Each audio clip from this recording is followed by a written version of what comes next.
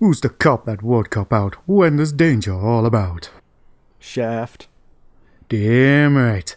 Who is the man who'd risk his life for his fellow man? Shaft. Yeah. They say that Shaft is a bad. I don't know any more than that. Someone else jump in? Never mind. We did alright. We did bad enough. I have no idea what this is. I know the Shaft bit. It's not a theme tune I'm familiar with beyond the Simpsons rendition of it. Yeah. Yeah, that's the only reason I've even heard of that. Did you not see the film with Samuel L. Jackson? No. Oh, wow. Samuel L. Jackson did a film of Shaft. Yeah, it was terrible, but he did it. Okay.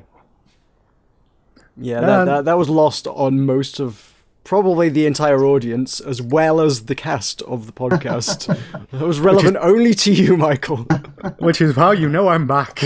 Yay, Michael, relevance, yay. Such a hipster. Hey, like I've said before on this podcast, I'm a 50-year-old in a 20-year-old's body. Fair enough. I can... yeah, I'm on that same sort of wavelength. My interests. So someone the other day was I can't remember what exactly we were talking about. It involved cricket, definitely. They were saying, "Hey, you should be into this," and I was like, "I know I'm basically a 60-year-old, but I'm not into cricket yet." It is a thrilling sport. A friend of mine bought like a cricket-themed beer, and I was like, yeah, I saw that, and I passed on it because it was cricket, and I was like, why do you not like cricket? You're like an old man. And I'm like, I'm not that old. I know I have the mental age of a 60-year-old, but I know I like beer, and I like hiking, and old man things. I like tea, and I take an interest in architecture. Yes, tea's another good one, yes. Yeah, I'm into a broad spectrum of old man pastimes. But Will said that I'm his favorite 20-year-old, so if you're a 50-year-old in a 20-year-old body, Michael, then we're going to have a problem. I say that, I'm closer to 30, but... He's just deluding himself, don't worry, Tulkas. I'm hanging on to my youth. Yay, I'm Will's favorite forever and ever. Sweet. So you turn 21. And then you'll have to find a new 20-year-old to have as a favourite. Because then I will be able to drink, and then I will get drunk or something, and then it will be sad. I want to see you drunk. I really do. I want to know what happens to a Tulkas when he gets drunk. I think that's a slightly terrifying prospect. It is, but I don't know. Maybe he would become normal. I'm normal. That's just crazy enough to work, you know? I feel like this is a YouTube video. Absolutely. Yes, Tulkas, when you're 21, can we do Tulkas tries his first beer as a YouTube video? But, nah. But wine or gin and tonic, whatever works for you. Well, as I told Meroka off camera, I think off camera, in Indiana, you are not legally allowed to sell beer on Sundays. Like in the supermarkets, the alcohol aisles always get roped off on Sundays, yeah. That's just tragic. So that's the cultural tradition. What place is this? America. So that's the cultural tradition that Tolkien is coming from. I feel like if we had that in the UK, would it be riots? There absolutely would. There would be riots in the UK if there was any point at all during the year in which you couldn't find somewhere to buy alcohol. And that's always the thing that I don't like about the UK, you know, it's just in Scotland, out in the world, there's always just pubs. You know, you have your tiny little beautiful Scottish towns. Then all you have are pubs, you know, hives of sin and villainy. They're not taverns where you can go questing. I've been desperately trying to find a tavern, by the way. I need to find a tavern somewhere in the local area, because I need a tavern. I need somewhere to spend the night, basically. I need drinking and then spend the night. Why does no one offer that functionality anymore? They do, it's called hotels. They're expensive. I want a tavern. I want somewhere that can serve me a flagon of mead by torchlight. I like a good flagon of mead. Indeed. So, yeah, if anyone knows any taverns around here, maybe we should do that. Maybe we should open up a tavern. We can get the tradition going again. Business opportunity right there. But yeah, that's sort of... I sort of have like a goal in my life to like never drink alcohol ever. Like life achievement, you know? That'd be cool. I feel like that would be a No. cool thing for me. No, it wouldn't. That's the, Yes, that's cool. the opposite of cool. It's awesome. What happened to you, Tulkas? You used to be cool. Here we go, I'm peer the coolest of pressuring them all. people into alcoholism. It's what the British do. It's a slippery slope here on Butt Mash Podcast. I think this might be the most off-topic we've gone off. I don't Oh, know. I doubt it. Yeah, me too. Yeah. Well, Weirta's talking to me, and it's not fair. Weirta always talks to me, and now she's talking like she knows things, and she's like, ah. It's all confusion, man. It's all confusion. Finland. Yes, Finland indeed. Well, next time you're in Scotland, we're going to take you to some Scottish pub and get you some Scottish ale. And then give you a deep-fried Mars bar while you try to work that out. Well, there's no age restrictions on deep-fried Mars bars, I think. Have you tried a deep-fried Mars bar yet? No. In your many visits to Scotland? No. Well, you should have done. I feel. How have you been to Scotland so frequently and missed out on the cultural spectacle that is the deep-fried Mars bar? Actually, that's something I have something to talk about later for the podcast, amazingly. But no, Mars bar for me, alas. But remind me, I suppose, to not go to Button Mash 2016. We will do more than one in 2016, by the way. It's not an annual thing. Everyone always asks us that. It's like, you don't do these very often. Is it annual? It's like, no, it's just when we can get around to it. We have lives and work commitments, sadly.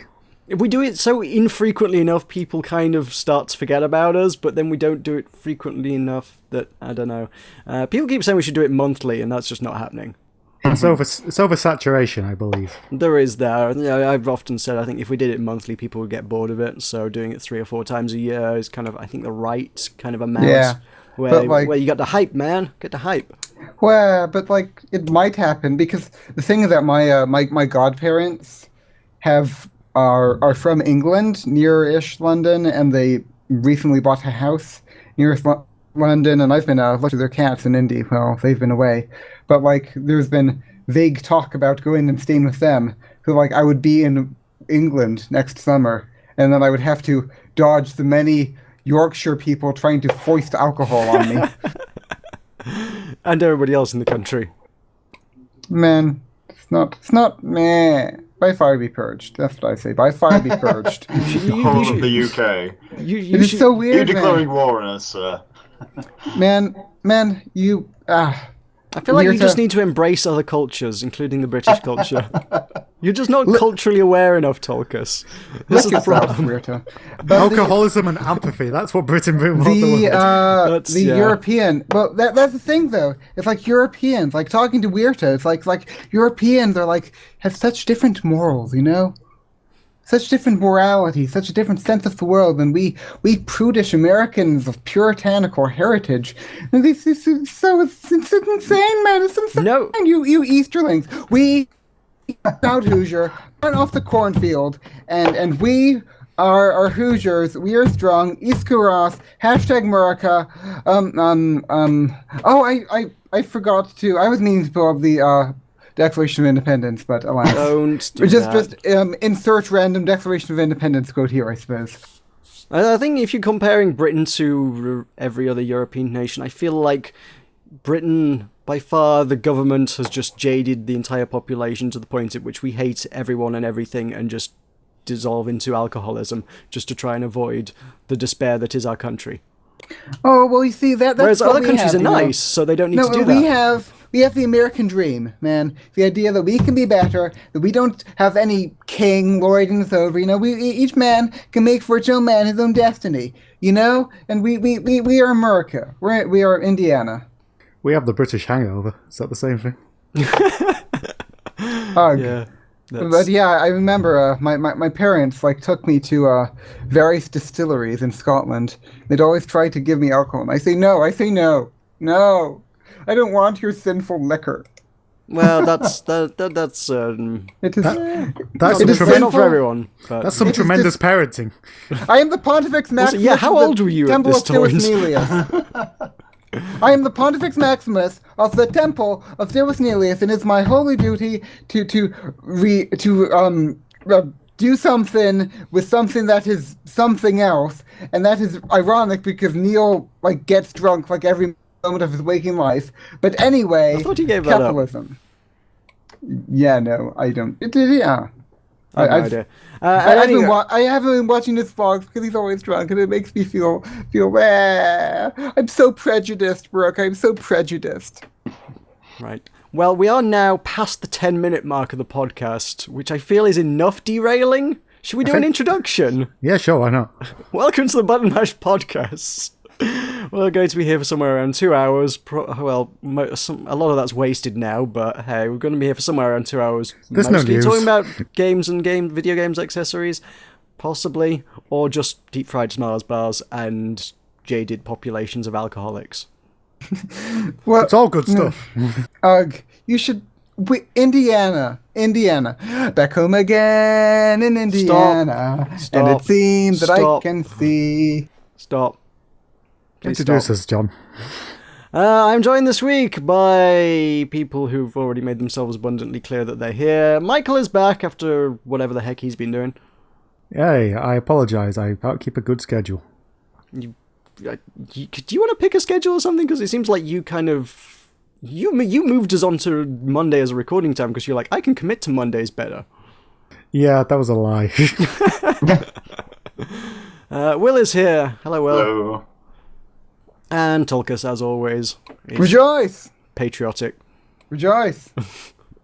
We, the people of the United States, in order to form a more perfect union, establish justice, ensure domestic tranquility, provide for the common defense, promote the general welfare, and secure the license of liberty, to ourselves and our posterity, do ordain and establish this Constitution of the United States of America. Tulkas, could you tone down the patriotism just a little bit, enough to tell us what you've been playing this week? Oh, say, I like that segue. Can you see by the Hearthstone! dawn's Tulkas, early Hearthstone! light, what so If I can't distract him with Hearthstone, I can't distract him with anything. Hearthstone? Hearthstone. Okay, Hearthstone. Did anything happen in the world of Hearthstone this week, Tulkas? Yes, Tavern Brawl happened. I played with youtube.com/ButtonMashEmpire for the Tavern Brawl, and it was the Neurotron versus the Boombot X, and they had different hero powers, and it seemed like it was very, very, very, very much in favor of the Boombot. Yeah. So it was a sort of the thing that like the Neurotron was all about like getting Divine Shield and buffing your minions. Well, the problem about the Divine Shield is that like the Boombot's hero power was to deal 2 random damage to stuff. So like that one random damage like takes off the Divine Shield. So like the hero power directly counters the other hero power, and then like it's just like it was all about getting board control to put on buffs. But then like the Boombot deck had the ability to take board control, but the other the Neurotron deck didn't. So it was just very, very, seemed very highly in Boombot's favor. But anyway, like there were like light bombs and stuff. It was cool. But anyway, yeah, that happened. And as I said, what was with YouTube.com by the Empire. The new season started. I got my I got rank 3 last season. Still working on that legend, but I got a golden shadow form and also a golden flame lance. And the golden flame lance animation is cool. I got a golden... whatever that little wind-up robot was called. I forget what it's called. Is it the one that gains 1 attack each turn? That would be the Micro Machine. That's the one, Micro Machine, yeah. For a little bot, I pack a big punch. Yeah, I got a gold one of those. Here I don't know where I'm going come. to use it, but I got one. Yay. Yeah, I just disenchanted all my golden ones because I already have all of them because it's a classic set thing. Well, yeah. Let's see, and then ranked. I don't know. I just played more Control Warrior, having fun. It's, yeah. I should probably. Control Warrior isn't the most viable of decks at the moment since Paladin is sort of on top, but at least I always win the Control Warrior match. I sort of. It's interesting. I probably have a bit too much late game, but I want to have like a. The thing about, like, I have just enough late game to have a 100% matchup against the other Control Warriors, and I don't want to lose that. Like, I have I'm running Kelsuzad, and I'm sure and there's sort of like a choice between Kelsazad, Faux Reaper 4000, and Nefarian. Nefarian I don't have yet, but yeah. So yeah, that's me in the ranked world of Hearthstone, I guess. Not much going on, as always. It's just been the weirder conversations, man. It's always weirder conversations. It's insanity. I don't even know. It's like I have spent so much time talking to Weirta Mitamuntaya. But other thing that happened, the Causeway, The one now? a video that I meant to put out an hour ago but didn't. It's coming, folks. Strangeland's new episode where I actually work on Minecraft on my great build of Barad Nimrath for the first time since April. I made one video on Barad Nimrath where I built a tower and then I never visited it again. And then Neil pranked it in April, and I finally got to show off Neil's prank. And I will link to Neil's prank in the video description. So that will be the most liked prank reveal of all time, but we have that. And they built a causeway, which was a big bridge leading up to the tower. And it is all made out of, because the entire thing is made out of quartz, because I am a good builder. It's just, you can never have too much quartz, man. It's just, the whole place, just made out of one block, and that block is quartz. It is glorious. You wonder how viable it is as a construction material. Yes, it does seem a bit flawed. Well, it's the Noldor, man. They learned from Mayul himself. So there. That's have mental. you learned from Ayul, Will? No, I didn't think not. so. Well, no. Well, you know who Ayul is? He's my cousin. So there. Will's more Anyway. sort of into forging the One Ring or something, I think. It's that metal, really, yeah. That would be Sauron. Although Sauron was actually one of Ayul's people. So yeah, Sauron did actually learn from Ayul, and then he forged the One Ring. So go Sauron. Whom Sindar and Beleriand named Gosar. Full of Meroka doing to the legions, and it was long the most trusted servant of the enemy and the most peerless, for he could assume many forms and do other stuff. I have no idea most of what you're talking about. It's off the Rings of Sauron, off the Third Age. Of which, last Wednesday, I had a lot of homework last week, which was trouble, and especially with the weirder conversations that were like 9 hours a day. But I had a paper on Spanish colonialism, like Spanish, English, and French colonialism in hashtag Meroka. And as part of my, I compared Cabeza de Vaca or something, who was like a Spanish explorer, to Tuor, who was guided by the gnomes as he approached Gondolin. And like that isn't even a Silmarillion reference. That's like a reference to the Book of Lost Tales Part 2, which no one besides me has read. Like I'm not sure why I made that reference, but I maintain that it was a valid reference. Anyway, so yeah, Causeway, that happened. And then there was another video where I went around and tried to, but apparently Fixer pranked me on the server, and it's some sort of like weirdly obscure prank, and I'm like 40% sure that he hasn't actually pranked me and he's just doing it to troll me. I don't even know, but I trust him. I think he's pranked you. I need to go look at it for myself, but it has to be something that's both not obvious enough for me to not notice it immediately, but also obvious enough for me to notice it in 4 months' time. And I'm not sure that there is like that thing, because I notice things that are out of place. So for it to be something that I interact with, they would have to be like really out of place. I never notice it because I'm not observant. It's all insanity. Would you like to tell the people about the Fixer prank, Meroka? I'm not at liberty to say anything. All I know is, Fixer told me what he'd built, and I'm not telling you what he built because it's a really good prank. It's in the same vein as the one I had been planning to do to somebody at the very least. I've had a prank in the works on the Minecraft server since quite a while now, to be honest, probably like a year or so, and I was just like, I just need somebody who deserves it. Somebody who, say, filled my house entirely with string. That might be a person who would deserve it. You started it. You refused to relinquish the autograph book. You joined the Forsaken, man. You joined the Forsaken. But yeah, basically Fixer's got the same kind of attitude to me in the prank kind of psychology, I guess, insofar as he's decided to create a contraption that you will be kind of like, at some point you'll be like, hey, this is kind of odd. And then after a while you'll be like, this is still really kind of odd. Why is this so weird? This is kind of weird. And then you'll be like, oh yeah, Fixer said something about 4 months ago. I mean, to be honest, that's probably the only thing that's actually going to tip you off that anything's out of place. The fact that Fixer even told you. If he hadn't told you he was doing something of that sort, it would take you probably years to notice. No, I will never. I defy you, Meroka. I defy you. Basically, he's trying to drive you insane, and I'm also going to be trying to drive you insane. So between us, hopefully, you will have some sort of breakdown, and we can celebrate. No, I maintain 40% chance. We'll drive you to there is no alcoholism. prank. Is this the great plan? No, but I'm 40% because it's so perfect, isn't it? It's like you have just enough specificity to drive me insane, but just enough vagary so that I never find it out. It's just the perfect diabolical scheme. That's right, it's a scheme. It does, yeah. Schemes, yeah. That fits the Schemes bill. work, yeah. Scheming, yeah.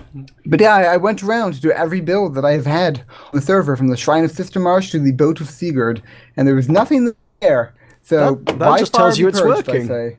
No, it's no. That's how you know it's right. No, it's all lies, all lies. Yeah.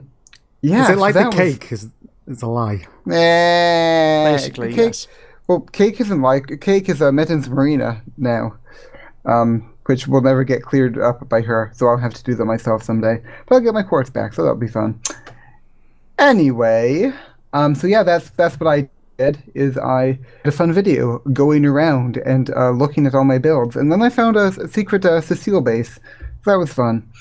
And then on Saturday, Rita Mitamuntaya and I played Civ 5. So Baba Yetu. Baba Yetu. Fun times. I had her be we played on the Scandinavia map because I thought that was, fitting. And I let her be Poland because Poland is the best Civ, but in hindsight I sort of wish I'd had her be the Shoshone because I think that the Shoshone are easier on new players because they have such a powerful early game. With Pathfinders fighting off barbarians because she had some barbarian issues, she actually know how to play the game. Actually, she did surprisingly well. Like, she was up. Like, there were a few points where she was ahead of me in score. So yeah, but I picked a random, and I also obviously had a much higher difficulty than she did. But I went with random civilizations, and I picked England. And like I was in this weird barren wasteland. Like I was in the western coast of Norway, and like there was no other civs in all of Norway and all this barren wasteland with like barbarians spawning to attack me. And then there's like a bunch of civs in Finland. There's just I think Persia and I forget the other one, but they're both in Finland. And there's just like a bunch of other civs everywhere, and there's just like a bunch of civs in Finland and then in the Baltic states, which is where Weirta is. There's also Venice, but yeah, England is an interesting civ, and that is UA is so crap, like a one extra spy, big deal, like 2 extra movement points for ships, deal. But like the 2 unique units are so incredibly powerful. The ship line and the longbowman is just like it's basically as if the English UA was just, when you hit the Renaissance era, annex 3 cities into your empire. That's basically what it is, because they are so powerful. So yeah, that was my thing. Although I went tradition, and I sort of wish I hadn't done that, but I don't know. Because I'm sort of planning to go wide, I don't know. But yeah. Any questions about Civ 5, Meroka? Yes. How does Civ 5 work? No, don't answer. But, okay. Yeah, seriously, I had no idea what you're talking about. England and yay, England. England is good. I can get behind England. Well, England. Yeah, I've still been part of my crusade. I presume their civilization power is basically hangover.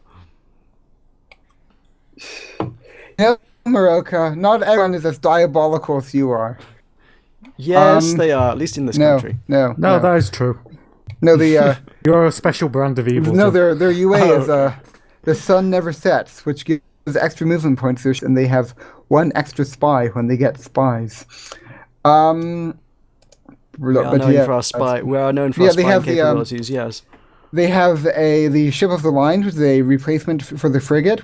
The frigate is already very powerful, but now that's just more powerful. And they have the longbowman, which has 3 range, which is a lot of range, like large amounts of range. Like that's like artillery. Like other civs don't get 3 range until artillery. You have artillery, Meroka. Think about that. But yeah, it's just powerful. Yeah. And then Rierta was playing as Poland, which is considered the best civ, pretty much unarguably, because their UA is every time they go up an era, they advance an era, they get a extra social policy, which is very, very powerful. It's just so flexible. Like if you were like Babylon or Korea, you have to do some stuff related to science or whatever. But Poland does whatever, man. They just get their policies and chill. Fair enough. Yeah. Cool.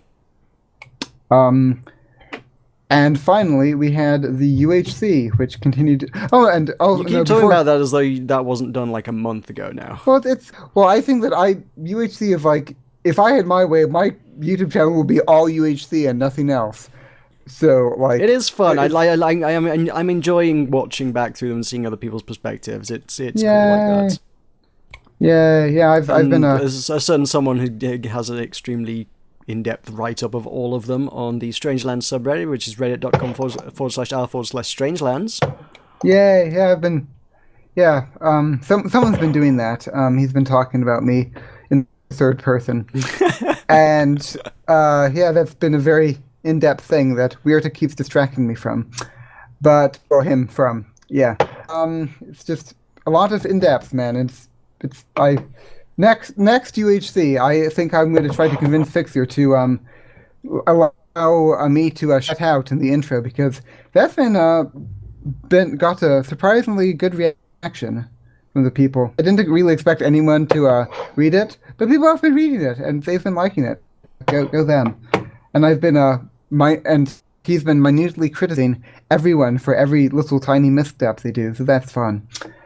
UHC. So. As of this, you were not as critical of me in the last episode, which I'm okay with. Well, you did. Well, you did well. You know, I mean, like, yeah, you're sort of a lot like me. I actually watching the episode with me just how much you were like, bouncy and frantic and cray. It was fun, but you were just like, you were like, you knew what you had to do. You knew to enchant the books, you knew to get the level 2 armor, and you knew to get the anvil, and you know that it was better to make boots. You were down. I didn't know that it was better to make boots. I think I had the right amount of diamonds to make boots, so I made boots. I didn't have enough diamonds to make anything else.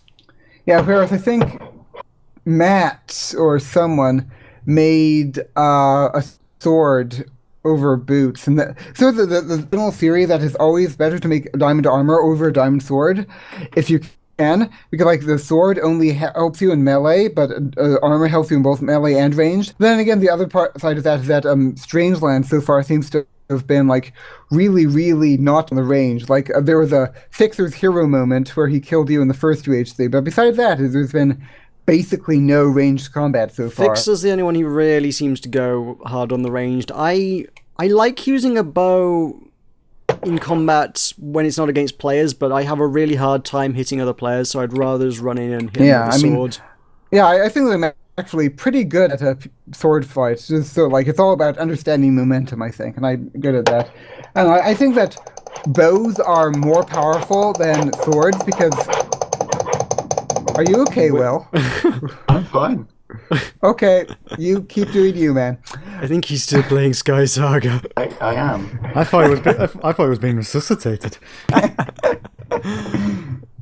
think were you in a tense fight there for a moment? Was, yeah. But we could hear it. But yeah, it is interesting. I think that both are. No, it was whenever you're mashing keyboard or mouse or something, it was just going clack clack clack clack clack. But yeah, the thing is that like if you have a bow and someone charges it with a sword, then you can machine gun and stop them from ever hitting you. You just kill them while they don't land a hit on them. The problem with me is that I do not have the ability to do that. So yeah, but on the subreddit, that's tried to do very in-depth write-up of like all the different strategies and things. I think that Tolkien is pretty good at theory crafting crafting. Not so good at execution, but he's for hero crafting. Like he's thought about UHC a ton. Looked up all the stuff in the wikis.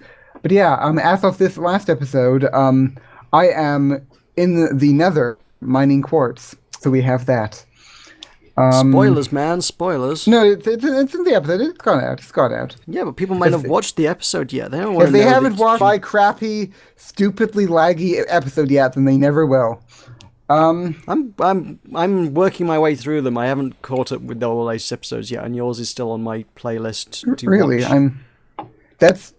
I'm humbled by your. Well, your, Hey, your we'll be watching now. fanboyness. Well, now I know what's happened. Yeah, I don't need to watch it anymore. But yeah, without spoiling anything, there was a lot of action from my perspective that involved other players, so I kind of wanted to see the other players' perspectives first.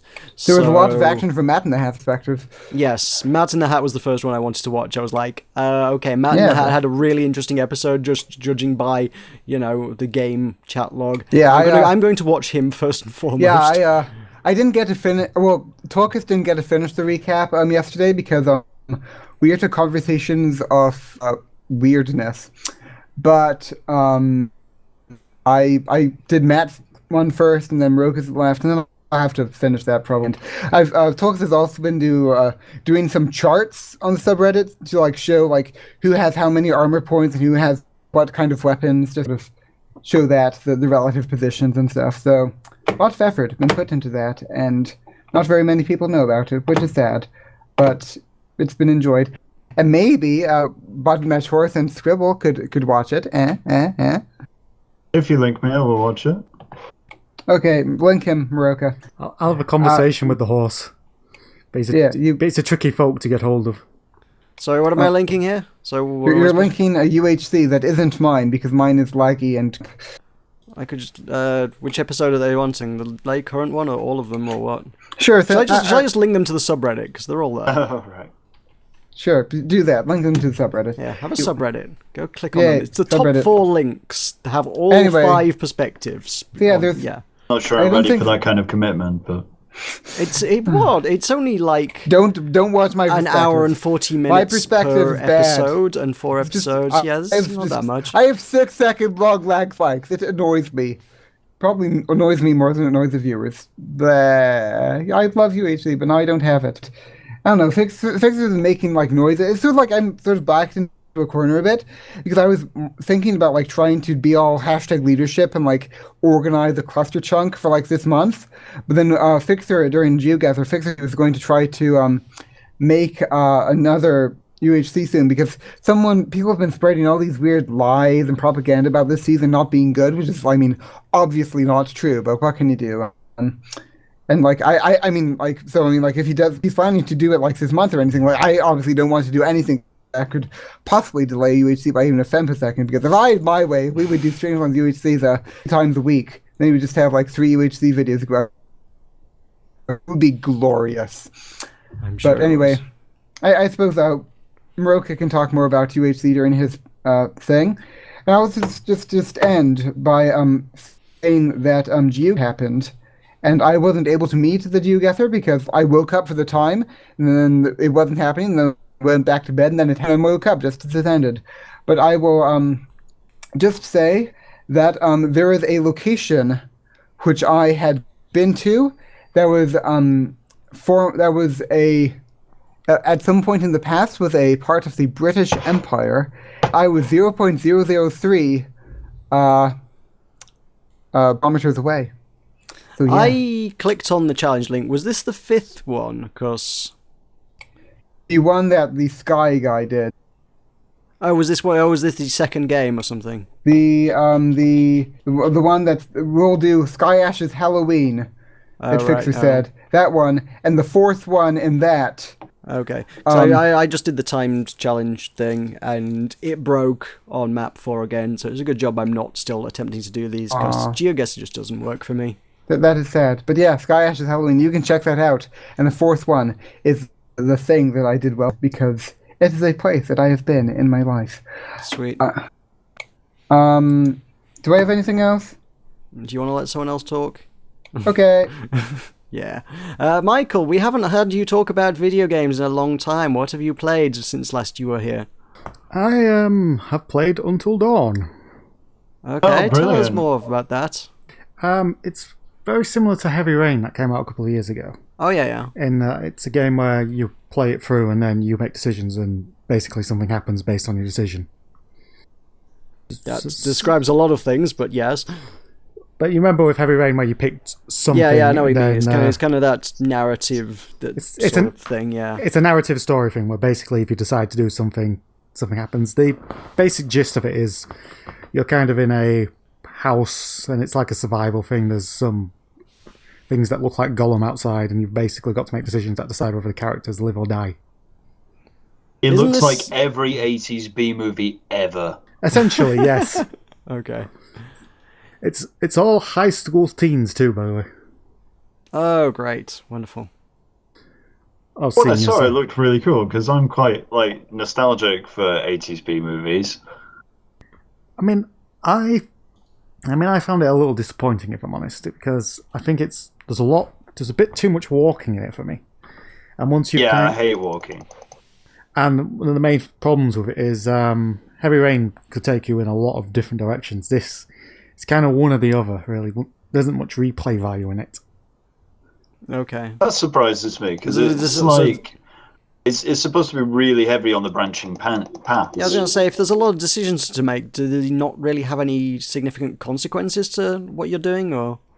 It's one of those things where you can kind of sort of guess what you did wrong the first time and make a decision not to do that the second time when you play through it again. That'll pretty much save that character. That makes sense. Does that have any kind of consequence on the ending? I mean, and if you played enough of it to know that much, do things like pan out ultimately at the end of the game differently depending on decisions you made and stuff? Well, basically, yeah. I mean, it's always going to come back to the same kind of ending. It just depends on how many characters survive. Because essentially, Right. there's 8 characters, so basically on the decisions you make depends on whether or not the 8 characters live or die. But you can kind of essentially make the smart decision on what to do. Then you can pretty much keep them alive fairly easily, to be honest. Right. Okay, that sounds a little shallower than It's competitors in the field. It's not a long game, to be honest. You can probably do it in a day. Right. Okay. I mean, it was a little disappointing. I mean, graphically, it's wonderful, and the story is actually quite good. It's a pity that it's not replaying it. There's not much more branching out. I would have liked more options. Isn't this the name's significant to me because I feel like, wasn't this the game that had like some controversy about it, where some YouTubers were like, they are effectively like reviewing it, but they're also working on making it as well. There were like 3 YouTubers that were like involved in making the game, but then they got like early access copies and reviewed it really positively and were like, yeah, this game's great. And it's like, yes, you get paid if it sells well. Yeah, but I didn't hear that. I can't I never- tell you which ones, but I think I've heard that. I'd have to, I was going to say, I'd have to Google that one because I'm not rightly sure about that one exactly, but... Buttermash's sponsor. Hmm? Some things never change. Oh, what? What match sponsor Google? Oh, right, yes. Yeah, probably. It's... yeah, if you search Google for news of that, there's quite a lot of stories of all sorts on there, so... Don't know. I may be wrong, so don't listen to what I have to say. Anyway, Okay, I yeah. won't. You should never listen to what I have to say unless I'm Okay. critiquing a game, because then I'm thoroughly unbiased and awesome. I Unless I, don't am listen. biased, in which case I will give full disclosure as to my biases. Well, say something so I can have someone to listen to because I can't listen to Meroka. Will, what have you played? Still playing Sky Saga. What a shock! Actually, I don't think he had. Well, is this the first time you've jumped into Alpha 5? Or... It is, yeah. Okay.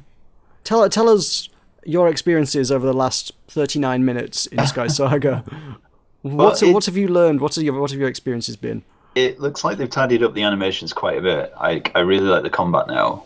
Combat Yeah. seemed kind of... now it's kind of... You can really feel... You're Back to breaking the up old a little sword. bit, so I'm... Yeah, okay. I really feel the effect of your sword, and Right. I like You're all the clicking character furiously on changes. things. I know. It's coming through now that I'm talking. Right. I did try to adjust my saying so you can all hear me Right. fighting furiously. I like all the character options, all the new hairstyles. It's pretty cool. I still create the same default character I always create because I'm like, hey, there's new things. I'm kind of attached to my character now. I'll just make the same one. I changed over to Lizard because I kind of like the new quills, I want to call them. Right. Kind of like okay. feathers. Although in certain lights, I chose purple, but in certain lights I look pink, so I'm disappointed by that. Right. Well, you should just have to carry a torch around you that casts the correct light onto you. If only I could do that in real life.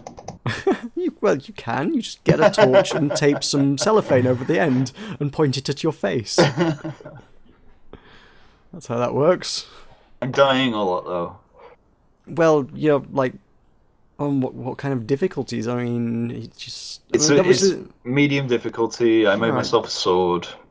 I think they have upped the difficulty a bit. I mean, you've only been playing it 40 minutes. I can't imagine you have a fantastic set of incredible armor yet. No armor. Yeah, well, that would explain a Do lot. you then, have yeah. diamond boots? Oh wait, I found gauntlets. I should put gauntlets on. Yes, wear your gauntlets. I mean, to be fair, my experiences in Sky Saga are just that I've rather a taken to helmet. not wearing a lot of armor. So, just because I like the speed it gives, because I feel like Alpha 5, one of the significant changes is now more so than before. Before, there wasn't an effect on speed depending on how heavy the armor you were wearing was. Now it seems to be like a really dramatic effect. It's like if you're not wearing armor or wearing really light armor, you can run really fast in Sky Saga now. And if you're wearing a bunch of heavy plate mail, suddenly it's like, oh, this feels so sluggish. And I've just kind of gotten really accustomed to running around super stupid fast. And I'm like, I can't put plate mail on anymore because I just get frustrated if I wear it. So even when I'm taking on like ridiculous bosses, I just kind of got to run around behind them like some crazy rogue thing and just stab them in the back repeatedly with 2 daggers as fast as I possibly can. And then when I run out of stamina, I'll just run away from it because I still move really fast even without any sprint meter, and then let it regenerate and then run in and do it again. Like a good tactic. I'm a stabby bastard. I'm noticing as well. I'm using the longsword. I faced a few captains, and I have a longer reach than they do. Nice. Is that true? Okay, I've not really tested reach. I mean, again, daggers, not much reach. That is by far the weak point of that one. If you want to stab anything with daggers, you got to get in it really up close and personal. No, I've definitely got a reach advantage, which is... You've gone again. Oh, we're back That's now? good. You're here back. Yes, you're back now. Imagine what that is. I don't know. Is your game using up all of your internet? Is that what that is? No reply. That's a we lost yes. him. Yeah, well, he's yeah. That is pretty much what that probably is. All the downloading of the stabbing effects it's causing him to despair. Right, am Well, I back? Am I back now? Yes, you are. Intermittently back, I guess. Certainly. Well, I don't know if you've been talking whilst we've been talking there, but you came back when you said, "Am I back?" Yeah. Right. Okay, I'm here. You're here. Cool. Have you stopped playing? I have stopped playing. Oh, okay. No, yeah, that was probably what was doing it then, actually. I'll have to listen to you. Oh, that's unfortunate. Well, you can like if we don't take like an hour and a half over the game releases this week, then maybe we can actually let you play some Sky Saga before you have to go to bed. We will go through this quickly. We shall try to, but first, Tell us what you've been playing, John. thank you. Oh, no one ever asks me that. Thank you. You're welcome. I'm bringing manners back to the podcast. Some civilized behaviour. I appreciate We that. presume you're going to because you run the ship of Motley Crew. It's nice if somebody, asks me rather than going, right, now I'm going to talk, because that's just, I don't like having to do that. It's nice when someone's like, hey, what about you? Would you like to contribute things? It's civil. It's civil is what it is. So I played a bit more Jotun. Actually, I don't think I ended... Ultimately, I don't think I ended up playing that much more than I did last week, because it's just like the bosses are insane, and I just got like super stuck on some giant lightning dude who has a very Nikola Tesla kind of vibe, and he just shoots massive lightning bolts from his hands and summons various Tesla coils to shoot more lightning around the arena. And then when you get him down to half health, he just splits himself like by, you know, I don't Meiosis? Yeah, that's the word. Mitosis. Mitosis, yeah. No, it's kind of, meiosis. Meiosis is 1. Mitosis is 2. is it? I've not heard of meiosis, to be honest. Yeah, mitosis is kind of probably more what it is. One, yeah, one of them is single cell, the other is reproductive. Okay, yeah, either way, he basically makes 2 of himself, and suddenly now you're fighting 2 of the boss at the same time. And that's just a bit too much for me, because they also like do this crazy thing where they summon lightning from the sky, and you can just about stay, if you keep running and rolling, you can kind of stay out of the range of it. If both of them decide to summon lightning at once, God help you. God help you, because suddenly there's 2 of them just going with lightning all over the place, and it's like, too much lightning. I've gotten quite close to killing it. Actually, the closest I got was whilst I was doing my critique video of it. I still haven't killed it yet, though. Yeah, the bosses are going to be the death of me on that thing. Just because I can get close, I feel like they're doable. It doesn't feel impossible, but it feels like it's going to take a lot of attempts. I know a lot of some of the mechanics, at any rate. I looked on their development blog, and they're like, "Oh yeah, a lot of these mechanics were kind of sort of borrowed or inspired by, or kind of taken from Dark Souls." So there's very much some Dark Soulsy kind of stuff going on in there, particularly just like resource management, because they give you a bunch of special powers, and it's once they're gone. So you've got to conserve them. So they're basically, in certain ways, analogous to Estus flasks. You can replenish those, though. Well, only at like checkpoints and stuff, can't you? Yeah. Yeah, that's basically exactly how it works. Yeah, that's how it works in this as well. Yeah, it's like if you get to Mimir's head, which is for some reason in a pool of water. I don't know what the heck's going on with that. There's just this giant, eerie-looking face that's just sticking. There's just the face out of the top of the water, and he watches you as you walk around the room. And if you go up to that will replenish your health and abilities and stuff, yeah. It's basically a bonfire. You broke up for a bit there. Yeah, basically Mimir's head, it kind of acts like a bonfire. It'll just replenish your health and abilities and stuff, yeah. Cool. So, apparently they tried other stuff. It was like, they tried a mechanic whereby your abilities would kind of... They said first they wanted to do it on a cooldown, but that didn't work, because basically you end up with the player kind of popping the cooldowns and then running away from the boss and staying at a safe distance miles away until everything's cooled down, and then going back in and using it again, which is kind of cheesy, and they don't want people doing that. They had kind of a system which was, as you deal damage, it would charge up a meter that would allow you to use your special abilities, but that kind of punished you for not doing well. If you just ran in and got yourself killed, you would never have any ability to use like any of your healing or extra attack powers or speed powers or what have you. And yeah, if you were doing poorly, it was just very, very punishing, which didn't feel fun to play. So yeah, just by making it like a limited resource that you need to conserve, Estus Flask styley, it's you have the powers, you have enough of the powers to use them to turn the tide in a fight when you need them, but you can't just keep using them to make it cheaty, and even if you're doing badly, you still have access to them, so it's kind of just, it's a very, very simple system. It's just, here, you've got 3 powers, use them 3 times, but it's the one that works best, I think. Forward to playing this. I think you would appreciate it. Just if nothing else, the art style, because it is a gorgeous game. It is beautiful and has much Norse mythology. I like the fact you became I like the fact you became Italian when you were describing that. It's the only way to describe beautiful things. Yeah, we encourage the stereotype. Yeah, exactly. Or not. Oh, also played Assault Android Cactus, which is... I don't know why it took me so long to force myself to play this. I think I actually asked for a review key for this one because I'd heard a lot of good things about it. I'd seen it pop up at PAX a couple times. I can't remember if I've ever actually played it, but I had seen and heard other people going, hey, this is going to be a really good game. Yeah, it's been in the works a while, but I'd heard a few people over the years saying, hey, yeah, this is going to be really good. And then obviously we saw it coming up on releases, I think, at some point. And I was like, oh, I should ask for a review copy of that. And I did, and they sent me one. And then it sat there in my Steam library, filed under to review for like 2 weeks. And I was like, I really, really need to get around to this. And I finally was just like, just play the bloody game. And I did, and oh my god, it's really fun. That is such a good game. Top-down twin-stick shooter, kind of chibi anime style characters. Very cute, very colourful. I can't point to anything it does, like, super unique compared to other twin-stick shooters. It just does everything really, really well. It's just super polished.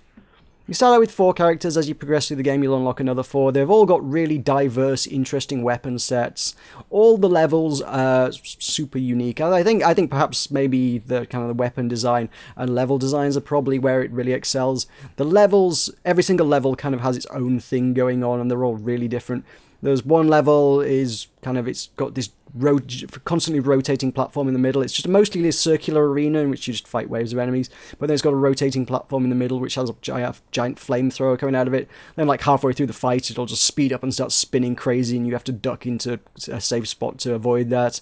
And then other flamethrowers will come on over the course of the fight. And then there's another arena where it's like every wave of enemies, the entire arena will transform into a different shape.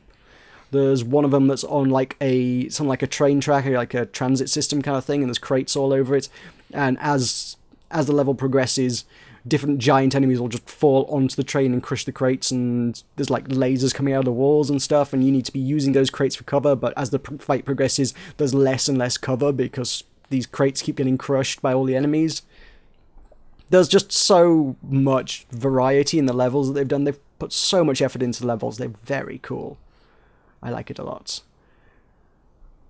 And, well, yeah.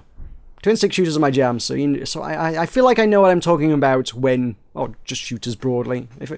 I feel like I have at least some authority on the subject of shooters, so I will recommend that one. It's also just not insanely punishing like a lot of stuff in the shooter genre has a tendency to be.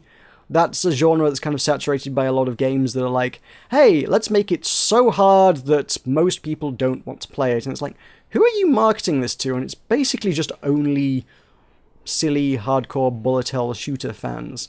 Assault Android Cactus, I don't know, it's you can die, but you can get back up again, and you can keep going. You just won't do as well, you won't score as highly. You can totally fail a level, but you have to do fairly badly to do that. Most of it's just about scoring, really, at the end of the day. If you want a crazy high score, then no, don't die. But otherwise, it will let you off with dying a few times, to be honest. And yeah, it's for everybody. Shooters for everybody, man. That's the way it should be. And one of the characters is just like really kind of quirky and weird and cute.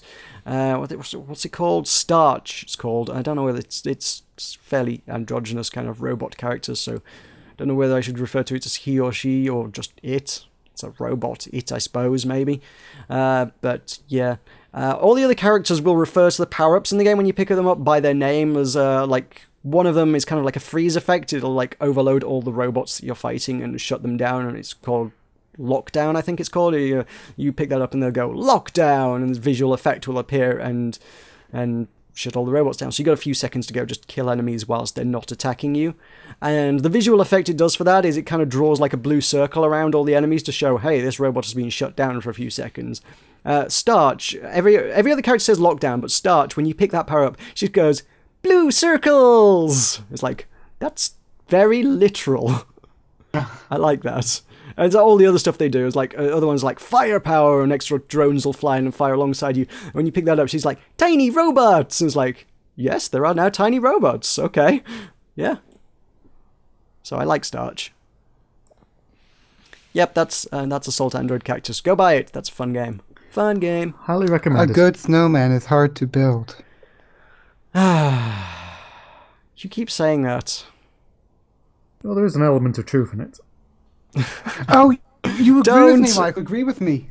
Don't encourage him. He's gone. I don't know why he's gone. Why his talk is gone? He's back. Yeah. I think it was the shock of someone agreeing with him. He just needed a moment to step away. It was rare. It's rare for me. Okay, normally people don't agree with me, but you see, Meroka, Michael agrees with me, and that means that you have to be wrong. I have never once disputed that a good snowman is hard to build. Well, you see. I just don't know why you keep telling us this fact. I'm what? I'm confused. I'm not disputing that a good snowman is hard to build. I just don't know why we need to be told it over and over again. Well, just make sure that there's no contention. and now Michael happened, so we have that. I mean, just to drag it into reality, I mean, that is a game. Have you actually played A Good Snowman is Hard to Build? I've built snowmen. Have you played the video game, which is entitled A Good Snowman is Hard to Build? You put that on your channel. I did put it on my channel. And so did someone else I follow. Was it Total Biscuit? Total Biscuit might have looked at it. I have not played A Good Snowman is Hard to Build, the video game. It's just I'm mostly astonished that you were even aware that it existed. Was actually when you first said that, I was like, that's a super obscure indie game. How do you even know about that? That was what mostly took me by surprise when you first said that. Who said I was inspired by the video game? I just It's a very specific expression that had no relevance or context to anything that we were talking about or have ever talked about in this podcast. Hey, snowman, Christmas. Don't this Christmas. Snowman, snow falls in Indiana, and snowmen happen. No.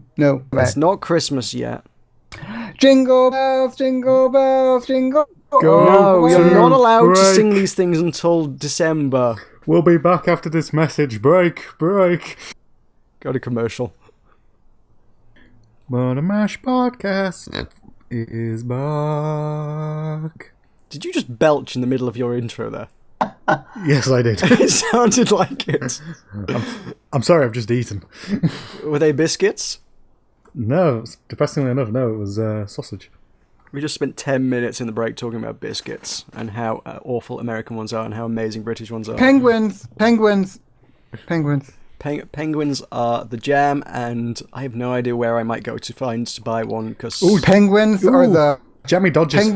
Penguins are like the Neil of food. Jammy Dodgers are good. Actually, one of my colleagues at work lives near the factory, which I guess is actually presumably not all that far away from us. And they've got like the factory shop, and they managed to mispackage some stuff, so they didn't know what was in it. So for weeks she's just been bringing in packs of some sort of Jammy Dodger, but we're not sure what flavor it is. Well, no, on the packet they've just stuck a label on it that says maybe strawberry. Maybe raspberry? I don't know. They can't give it to supermarkets because they haven't got a clue what's in it. But in their own factory shop, they're just like, here, have a pack of biscuits for 10p. So she's just like, yoink, and taking loads. Ooh, 10p. That's Eastern currency. It's foreign. Ooh, gross. Yes. I like this system. It's a good system. But, like, can they mess up crates of biscuits more often? I might have to pay a visit to their factories. Hey, Meroka. I have a unit of currency here. Guess what it is? I'm going to take a wild stab in the dark. I'm going to, basically use all my geo-guessing skills here to deduct that it's probably a krona. Oh, yeah. Either that or the American dollar. One of the two. You know me too well. You know me too well. It's not fair. I can never pull anything on you. You know all my secrets. You know all my tricks. I know you can be bribed with penguin bars from now on, so I shall use those. There's been a lot of people bribing me these days. We're to bribe me, and now you bribe me. Everyone bribes me, and it's not fair. And I have kroner, and I'm looking at your icon through the kroner, Meroka. I'm looking at your icon. Cool. Yeah. So there. Whilst we're busy being sponsored by McVitie's, may I also mention Jaffa Cakes? What's your favourite What's your favourite biscuit? Let us know in the comments. I don't like Jaffa Cakes. What? No. Heresy. It's a biscuit. That's a cake. Because the Yogscast, back when I watched the Yogscast, they would always Jaffa Cakes with their life. Yeah, justifiably so, I would say. So I watched them hype up Jaffa Cakes for like a year. So then when I went to England, I had Jaffa Cakes. I was like expecting some godly nectar. It was just like some yucky jam in the middle, and they're good. They're maybe not as good as the Yogscast makes them out to be. Meroka, allow me to explain to you the way that taste buds work, that the Tolka taste buds work. You see, what happens is, when a Tolka taste bud loves a penguin very much, they hug in a special way. Yeah, when the Tolka taste bud loves the penguin in a very special way, Tolka taste buds reject everything else. You can now only eat penguins. Anything else will cause you to be violently ill. It is the Tolkis variant of monogamy. To him, a penguin is alcohol to us. Would that be machokami? Basically, yeah. I just gorge like you don't understand. Like when someone I got like 12, the full thingy package of 12 penguins for Christmas. I ate that in 5 minutes. It's just I knew I should just save them. Ration them, have 1 a month, but no, 5 minutes, they were gone. But those 5 minutes, man. It was a massacre, there were penguins everywhere. Tell you what, John, next time Salto Beer Club's on, I'll bring a pack of Jaffa Cakes and we'll have a pint of Madagascar. No, penguins. It'll be wonderful. Penguins. Madagascar Penguin and a master penguin. race. Penguin best Jaffa Cake or candy whatever. and A selection of McVitie's biscuits. We should just bring McVitie's finest. Only penguin. Okay, cool. I like how the one American YouTuber you could possibly get who could have this discussion with you. Probably, yes. I don't know, actually, to be fair, anytime any American YouTuber ends up doing some convention or something in the UK, usually one of the topics of discussion that comes out of it when they get home is like, oh my god, the snacks. It's like, my god, Britain has actually got really good snacks, because you guys put so much crap into your stuff that they're just not very good. Well, I suppose that's true. Fine. I don't know, it's like, it's America, it's the land of sugar and stuff, right? So whenever I'm there, I want to try stuff. For your first and only time in your entire life, Meroka, you're going to get me to admit that America is inferior in something. Yes. So treasure this moment. I always feel like you guys should do good stuff, so I always want to try out American snacks, and then every time I do, I'm always disappointed. I'm like, hey, that could be really interesting, and then I'm like, no, what can you expect? It's not. You've been eating penguins. Well, to be fair, John, we are from the land of biscuits and tea, so if we were crap at biscuits, I'd be worried. Yeah, we do need something to dunk. Yeah. Could have them dunkers.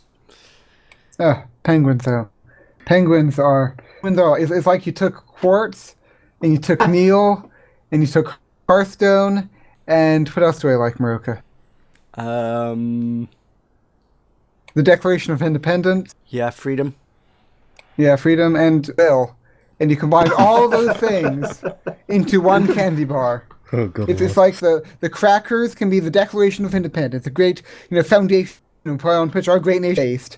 And then the chocolate round can be the quartz that I cover all my buildings in ever. And then the mushy goodness in the inside, ooh, that is Will. Oh. He's really a big softie.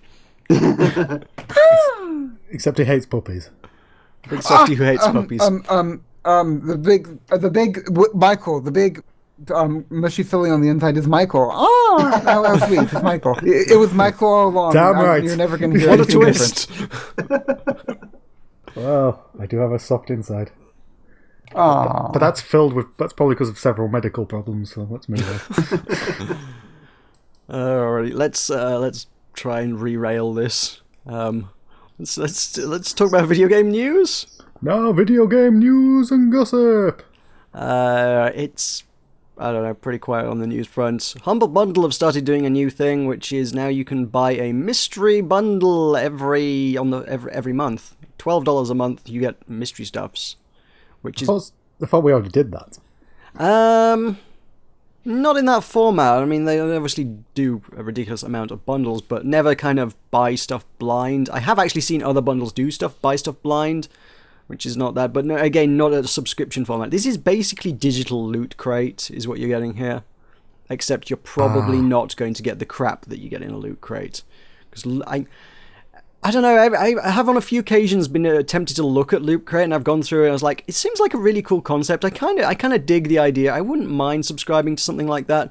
And then you look at, here's what's been previously in Loot Crate, and it's like, garbage, garbage, garbage. I don't even know what that is. Garbage.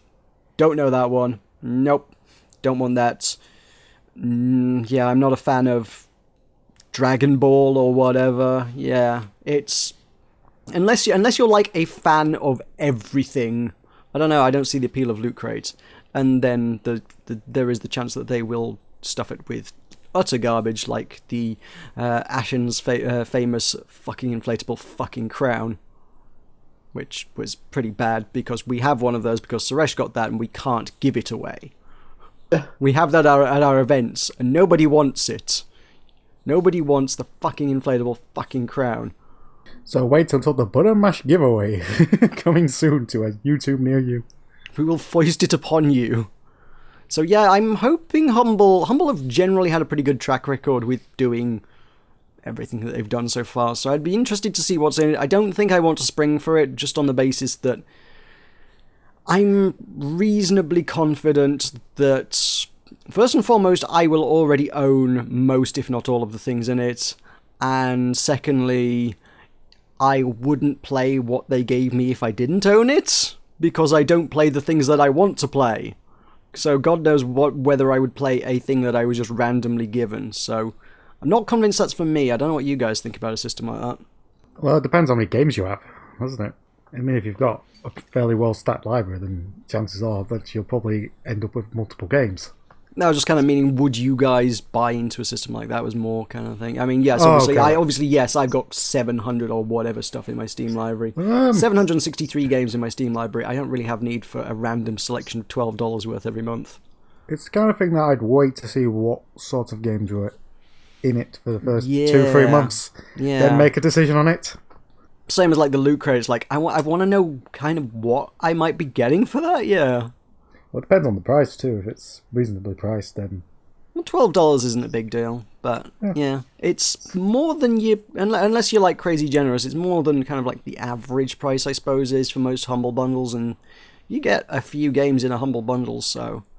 Whether you're kind of looking at the same kind of price point to content ratio, where you might, for $12, you might be looking at getting 8, 9, 10 games or something. I don't know. Yeah. They because they're not saying, it's kind of hard to say, really. It all seems a bit vague. Yeah. Well, I think they're hoping some of the mystery is what would sell that. It's a highly curated bundle of our favourite games at one fixed price, which includes everything from recent hits to hidden gems to timeless classics, is what they literally say about it. So... whether they're just going to give you a bunch of retro stuff in there as well, or what, I don't even know. So as we'll find out in about a month's time. First one will be on November 6th. So do let us know in the comments if you do get one and what you thought of it. I'm pretty sure it's the kind of dross that would make the news anyway. I'm pretty sure we can expect Kotaku and Polygon and etc. to talk about what's in the Humble Monthly Bundle. Because that's a quick and easy article, isn't it? Got to get dad ad revenue. He says, trying to get ad revenue. Well, that's how we make a living, folks. Ain't nobody making a living off of the revenue from this channel. I'm going to tell you that now, but hey. Money! Money is nice, yes. So Someday click on all our focus will- ads. Wait, no, don't. Because hang on. If I tell you to click on an ad and then you click on an ad, that's kind of they see that as gaming the system and can shut down my channel. So I'm going to counteract that by saying don't click on our ads. only click on our ads if you see a thing that you're interested in and we wish to know more about the product that is being advertised to you. The views of the Button Mash host shall be his. You wouldn't even notice if this channel got shut down. I would. No, you wouldn't. You don't watch my channel. I watch sometimes. Oh, cool. Well, thank you. Oh, that's so sweet. If you had a channel, I would watch Michael.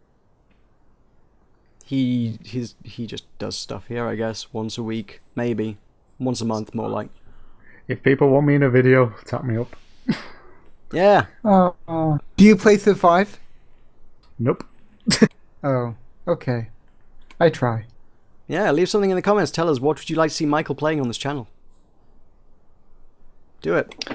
Be You'll interesting, wait. actually. Yeah. Yeah, I wanted to see you play Hearthstone. That would be comically bad, but okay. Oh, but then we could do Tavern Brawl together and it would be fun. Yeah, Tavern Brawl. Focus and Michael collab. Fun times. Yay. We'll see. Anyway, that's pretty much the only noteworthy thing that I caught in the news this week. So let's do some gaming releases, maybe? Gaming releases for the week. So a week commencing October 4th. We have on the PS4 Disgaea 5 Alliance of Vengeance, which is the 5th entry in the Disgaea franchise. Lovely name, by the way. It's not a franchise I'm overly familiar with. It's something animes. Does anybody ever touch the Disgaea franchise? No. No. Then we have no idea what this is. It is, I think it's a... Is it a JRPG-ish kind of thing, I think? Just imagine four guys shrugging right now, audience. That is what is happening. Yep. Root. It is classified as strategy and role-playing, and it is Japanese, so it is probably a Japanese role-playing game, a JRPG, as it were, with elements of strategy. It looks, it's got a grid system, so it looks tacticsy, so... I like tactics. Ride is out on PS4 and PlayStation 3, which is a motorcycle racing game with bike customization from the makers of MotoGP. Well, you like bikes, there you go. I am learning to ride a bike. Ooh. Well, I say a bike, I mean a scooter. Oh, okay, that doesn't count then. This is form a moped gang. Yeah, this is mostly on Will's prompting, as Will's like, yeah, scooters are great, man, get a scooter. So I was like, okay, I get a scooter. Really cheap and kind of fun to ride. Well, I've got my 2 hours on the road training on Thursday morning, and then if I don't fall off and die at the end of that, I presume I'm allowed to actually buy one and ride one on the road. That's generally how it works. Yeah. So that could be interesting. I'll miss you, John. Yeah, I know. I'll miss me too. Dengenki Bunko Fighting Climax is Sega's crossover fighting game starring light novel characters from the publisher Dengenki Bunko, which sounds niche as fuck. I've never heard of Dengenki Bunko. No, me neither. It is developed by Ecole Software and Soft Circle French Bread, the company responsible for Melty Blood fighting games and Under Night in Birth. Unless this is actually Crumpets fighting Toast, and I'm not really interested. I don't even know these words. I know What these is a words, but crumpet? that sentence makes no sense. What is a crumpet, actually? I've always heard the expression tea and crumpets, but I've never really... What is a crumpet? Nobody knows. we're back onto Nobody knows. onto food, are we? It's a mystery. Yeah, Okay. actually, It'll forever remain a mystery. they're tasty, but no idea what they I are have actually. no idea how one would make a crumpet. It's made out of a In the sort toaster. of That's all. It's like a rubbery, porous thing that when you heat it up, it becomes less rubbery and quite tasty, and you put butter on it, and it's absolutely beautiful. Like, you make it sound like it's grown in the sea. It looks like it could be. When you take one out, before you cook it, when you take it out of the packet, it looks like you could have just gotten some sort of sea plants. I like to think it essentially looks like a sponge. We're just Yeah, boring basically, sponges. yeah, it's a sponge. It's a sponge that you put butter onto, and it's delicious. Farmed on the north coast of Scotland. Yeah, crumpet farms, Scottish crumpet farms. They grow next to the haggis. Jacobite's thy name. Bloody war, bloody war. The crumpet farms, they're right next to the haggis farms. Everything's a farm in Scotland. Yes. I've eaten haggis. Do you have whiskey with it? Ew, no. That's gross. Whiskey's gross. You're gross, Michael. You're gross. I'm drinking whiskey this evening. Well, when you do, at that point you will become yucky. I'm having You'll a nice You'll single officially be malt considered yucky. rich oak When you're Glenfiddich. drinking whiskey, you think Ooh, of that's that. a good brand. Think that I It consider is. you yucky. Cool. Will's bringing culture to the podcast. Oh, and I'm having a little bit of class this evening. Wow. It's more than the rest of us doing. I just had tea bags. I just ate the tea bag raw. I'm gonna make a crumpet after this. I would have made my Earl Grey, but then my teapot was gross, so I was like, I'm not gonna make Earl Grey today. So that didn't happen. Okay. Anyway, Read Only Memories is out.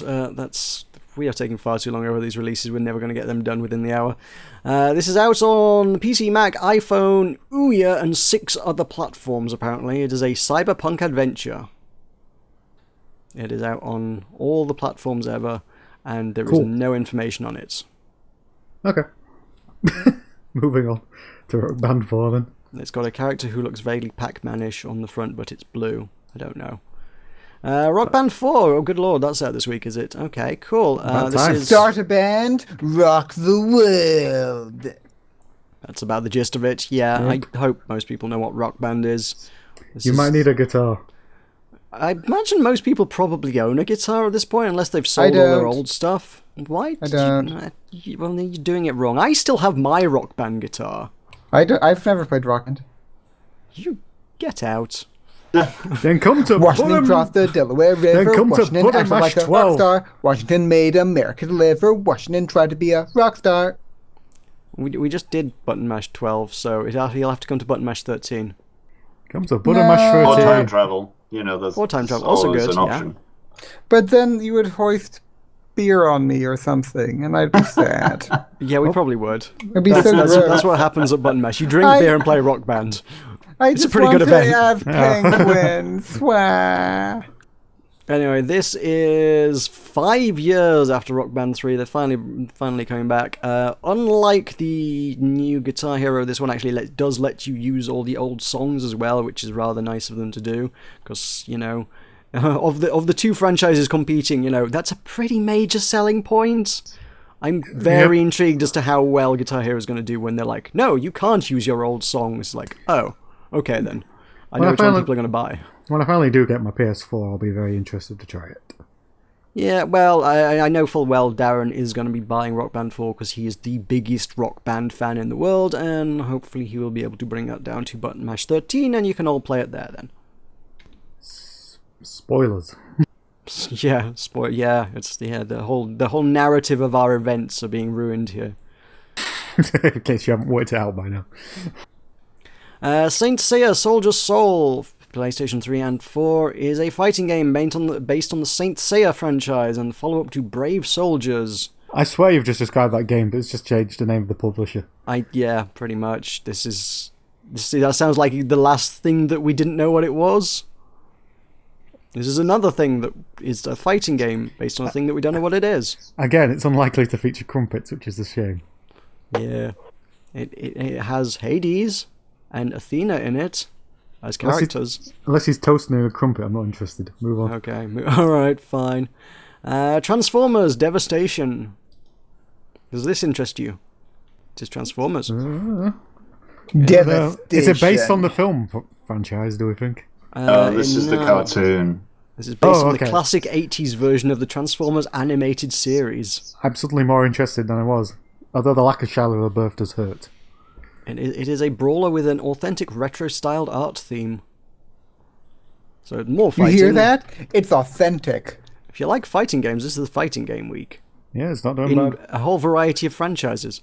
That reminds me of when I was wandering around Manchester with Neil, and like 2 times it happened that like random people came up and asked him the time, and he told them the time.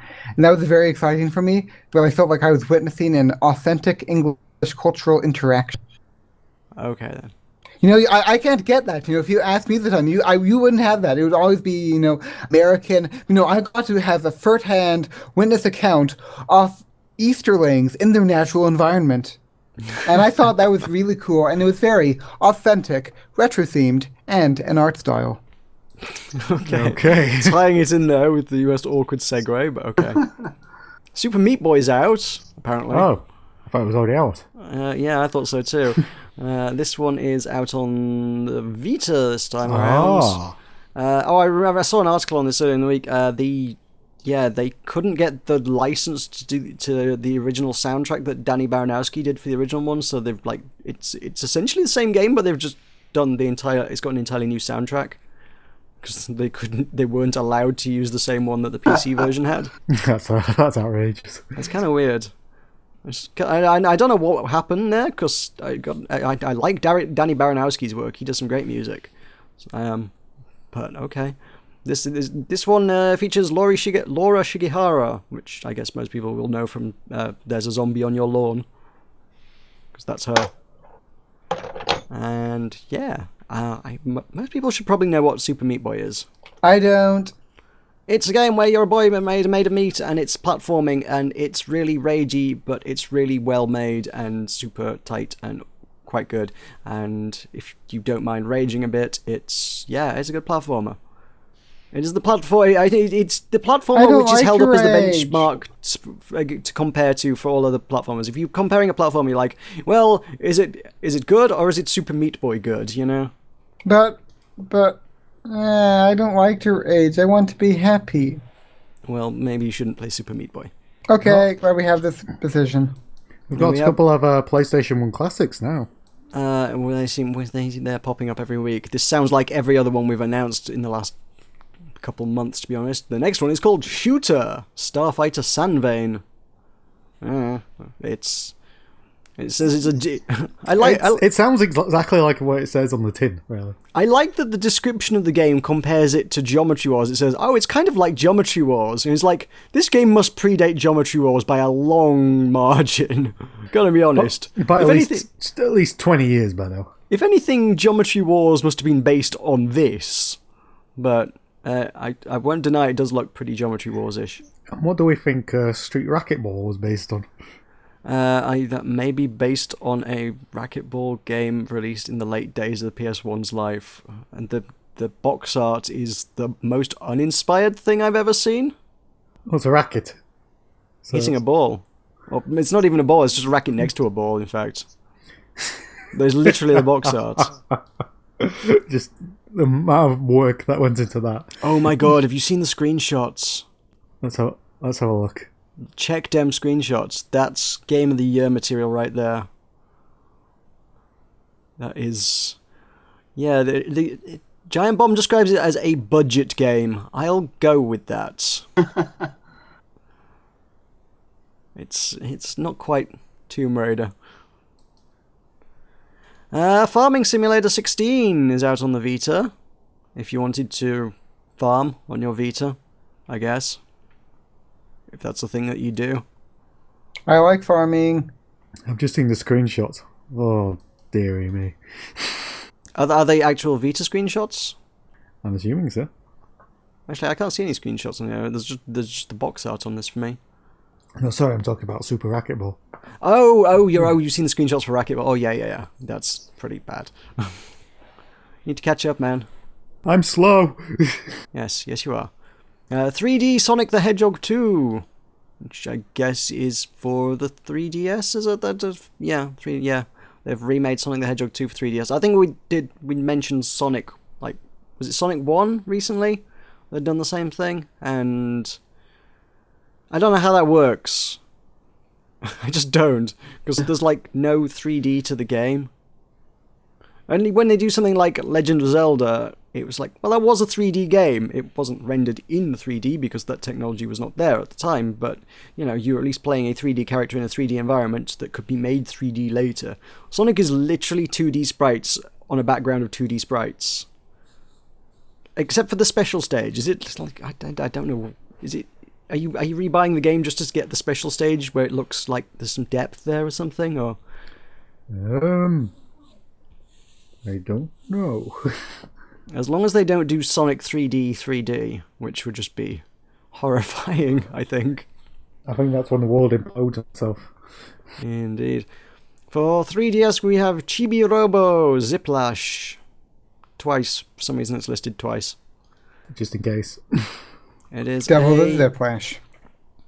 It is Oh, a... one of them is an amiibo bundle and one of them isn't. So if you want your amiibos, you do that. Oh, right. Okay. Great. I don't want an amiibo. If you... that the character looks thoroughly uninspired as well. It's just... that's a really bland robot. Assuming it's the one that's on the cover art. I wouldn't want an amiibo of that. That's realistic. That's how you would have a robot be. You know, you wouldn't have all kinds of fancy robots with parts that could get broken off by any old tree that it ran into. You know, you have a nice, sleek robot. You don't respect realism, Meroka. Look, if I want a robot amiibo, it's gonna have to be Marvin the Paranoid Android.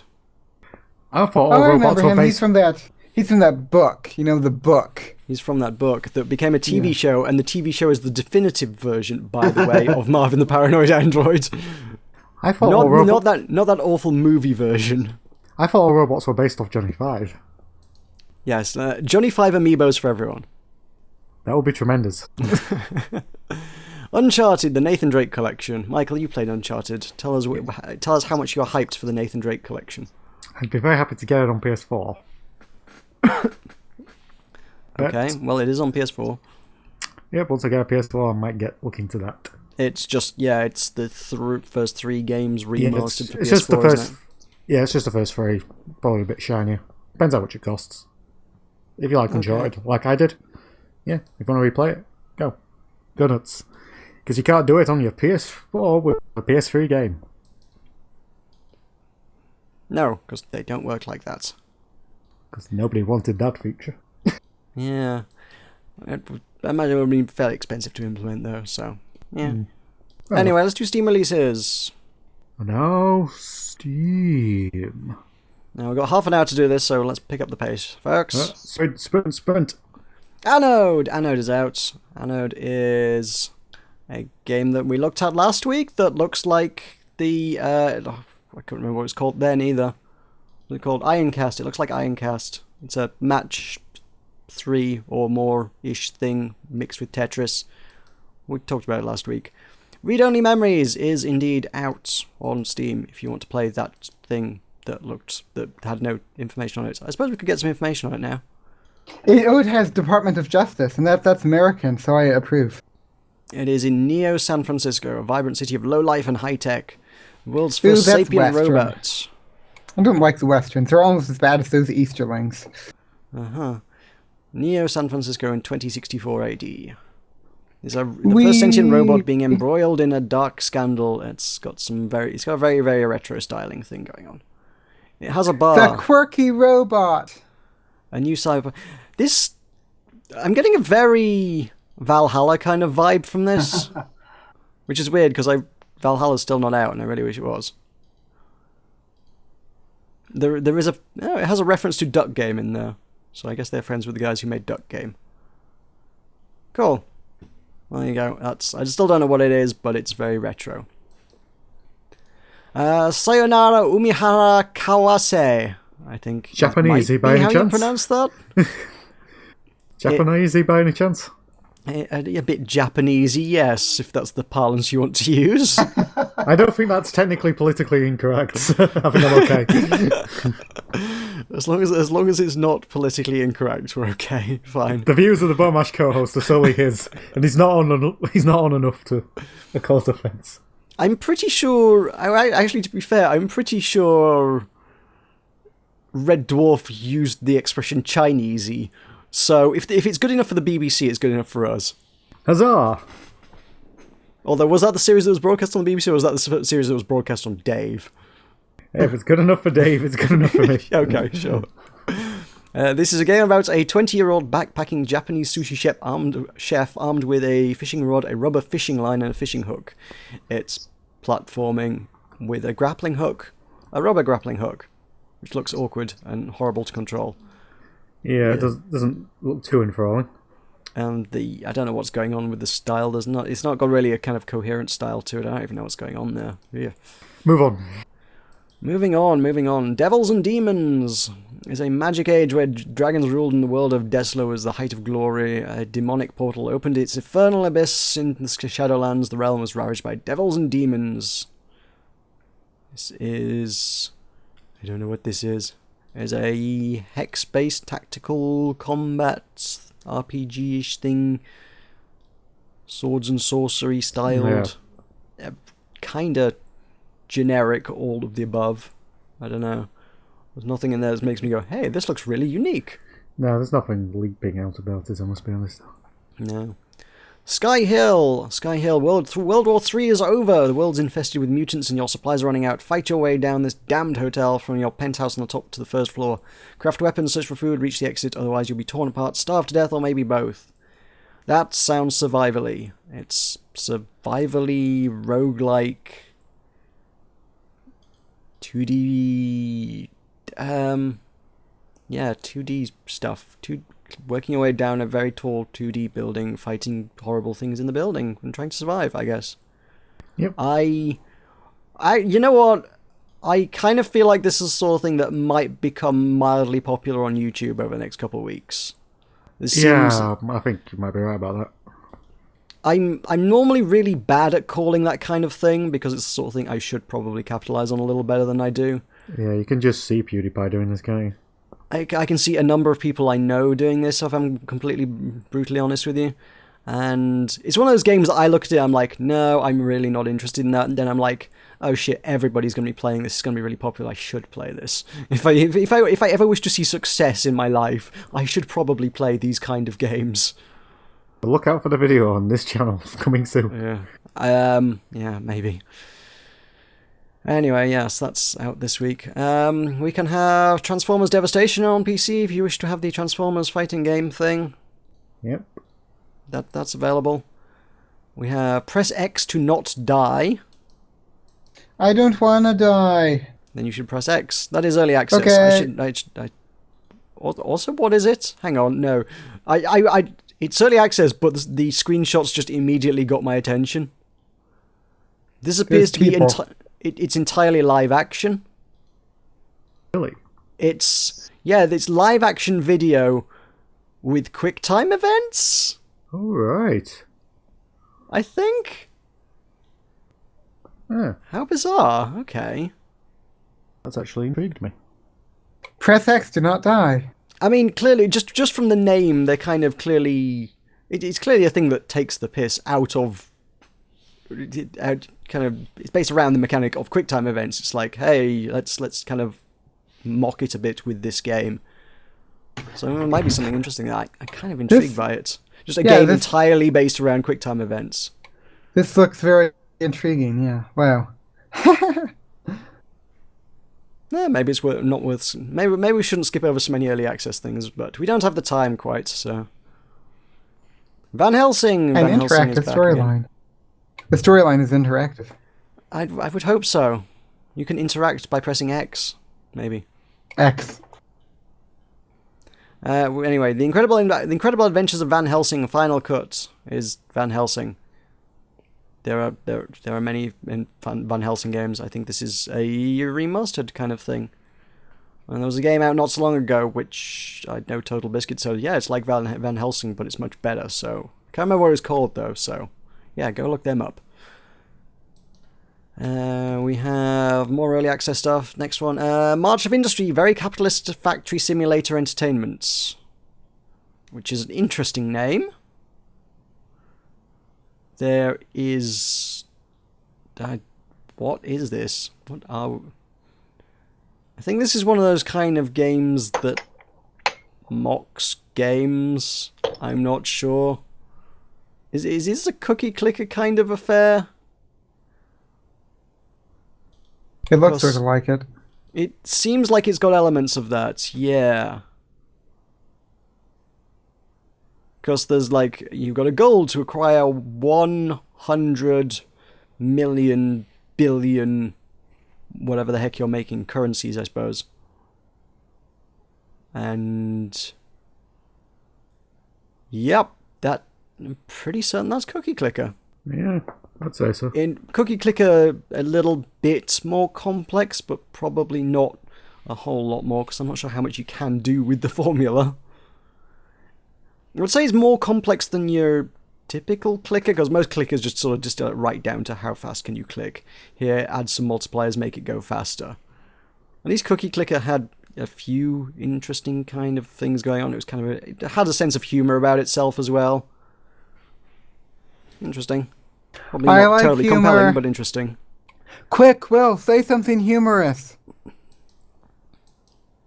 I think he's left. I haven't left. How can you say that? How can you demand that of me? Well, we were talking about humor, and you are humor. You are Droll. humor, Will. I'm droll incarnate. There you go. See, you can be funny. Yay! Yay! Funny, ha ha. Ha ha ha. Ha ha ha ha ha. I think we might have just ignored a plea for help. I think it's just the standard. It just seemed like standard British, really dry, sarcastic, if anything. But hey, hidden object bundle 4-in-1. That's interesting, right? 4 hidden I object guess. games in one, guys. We can have Stray Souls, Dollhouse Story, House of 1,000 Doors, The Palm of Zoroaster, Darkstroke, Sins of the Fathers, and Eternal Journey, New Atlantis. Yeah. Stray Souls has a clown on the box. Good lord. They all sound awful. Yeah, there's nothing there that's making me go, let's play. They are literally all hidden object games. I don't think they're even the kind of the new format Professor Layton-ish things. It's literally just hidden objects.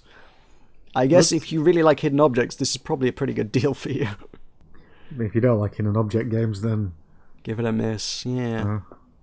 What's next? Ookie Blocks is the spirit of classic action puzzlers with a bright visual style and ultra catchy soundtrack. You help out Ookie the monkey, collecting his bananas while avoiding enemies like crabs, ghost piranhas, and powerful devil cats. Well, monkeys are well-known Escalate naturally. quickly. And it has an ultra catchy soundtrack. This has all the visual aesthetic of a mobile game, quite frankly. Which is a pity, because I did quite like the sound of it. That doesn't necessarily mean it's going to be bad, but I'm looking at it and It has an ultra catchy soundtrack. maybe so, but it looks like it belongs on iOS. I did really want to see a monkey fighting a ghost over a banana. You should play it and report back to us. Yeah, actually, if you look at the reviews, Kotaku has reviewed the iOS version, so yes, it was originally. But maybe it was free. Maybe you could go play it and come back. What's it called? It's called Ookie the Ookie Monkey. This character is Ookie Blocks, is what it is. Ookie Blocks. Go play Ookie Blocks and then come back and actually be on our podcast next week. And there's no C tell in us about blocks. it. No, there is no C. Right, I'm downloading. Yes. Sublevel Zero is a first-person roguelike 6-degree of freedom shooter set in a universe where reality is falling apart. Take control of a lone gunship pilot whose mission is to loot and craft ancient technology. And I just got a review key for this one earlier today. Actually, that rings a bell. Yes, I hadn't even had a chance to do anything with it because they sent me the key. I came home, inhaled food, and started podcast. So I didn't even really have a chance to check it out. The game is downloaded, but I've not even remotely got close to even looking at it. So, this is the most I've seen of the game so far, I gotta be honest. Ookie the monkey looks exactly like Mankey from Pokemon. You reckon? Pretty close. If you say so, okay. Sorry, I didn't mean to interrupt there. Go on. I might give this a spin. Actually, this might be on my mental to-do list. I should probably... I like shooty things. I like roguelikes, I like shooty things. I should probably try this. There's a couple of other things I've kind of got on my mental to-do list for videos this week, though, so we'll see where that goes. We have Keep Talking and Nobody Explodes, which was at PAX earlier this year. Hey, this sounds like a game for me. Yeah, it's... I don't know how... it was originally an Oculus Rift thing, So I don't know if they've done it in a way that's not VR. I can imagine they must have done. Basically, it's kind of a weird kind of co-op thing. It's the way they had it set up at PAX is that you put the VR goggles on and you can see the bomb in front of you. There's a bomb on the table and you need to defuse it. You don't know how to defuse it. Your friends have the manual and they have to tell you how to defuse the bomb, but they can't see the bomb and you can't read the manual. So From what it looks like in the trailer, one dude is sitting in front of a laptop and the other dude is across from him and can't see the laptop. Right. So it's just a laptop thing. But I mean, this sounds like a game for you just keep talking, nobody explodes. I can just recite the Declaration of Independence over and over. I don't think that's recite how that the works. Iliad over and over and over, and all my other favorite things. I think you're supposed to talk about how to defuse a bomb. Well, title says keep talking and nobody explodes, so I will keep talking, and if someone explodes, then this is a crap game. I'm gonna say I would like to play this, but I'm terrified that you might not be the person to do it with. I feel like you would frustrate the hell out of me playing that game. I'd be like, Tulkas, tell me how to stop this bomb, and you'd start reciting the Declaration of Independence. No, we must, Meroka, we must. That would have made a lot of 90s action films very interesting. Which wire do I cut? Besides, I could be the one blindfolded, so you could be telling me. I could let you explode. Aww, Just to spite you. I love you too, Meroka. Kaiju Panic is a hybrid strategy action strategy game. I don't know how that works. It has a bright and unique art style. Harvest resources, build defenses, and rescue survivors. Against, presumably, kaiju, I would have thought. Yeah, don't know what this is. Some sort of tower defense-y kind of thing? Not rightly sure what we're looking at there. Some things are... Oh, there's a giant green head. Some things are going kapooey. And you're building turrets. And you're going kapooey more. And there's missiles. And there's bees. Hot bees. And there's like an alligator sort of thing. And there's like a red bee. Ooh, angry. Do you think he's angry, Meroka? Probably. Okay. Bees usually are.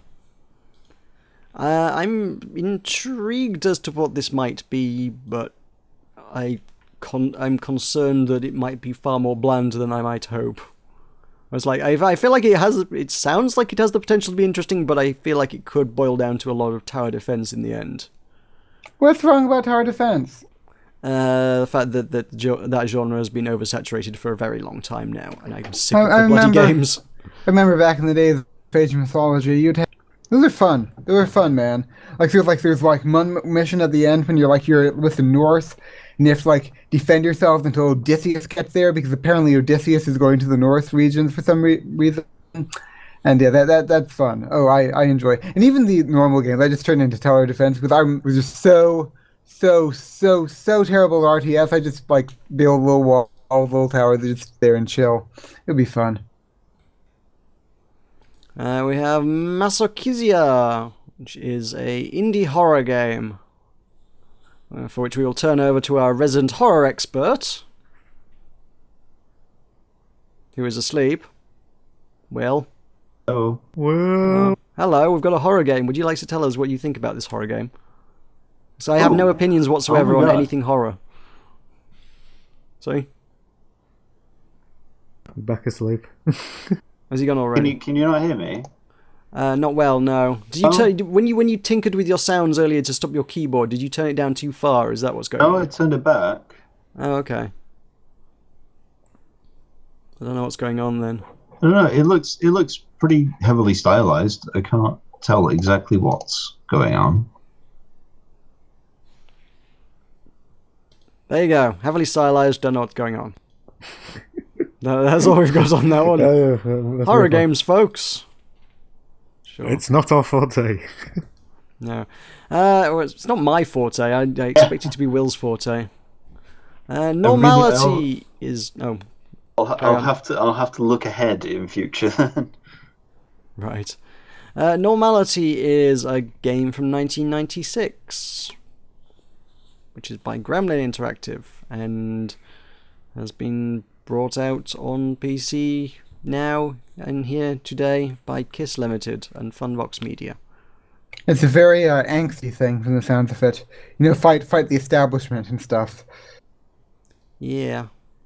It don't quite stand up to modern standards of gaming.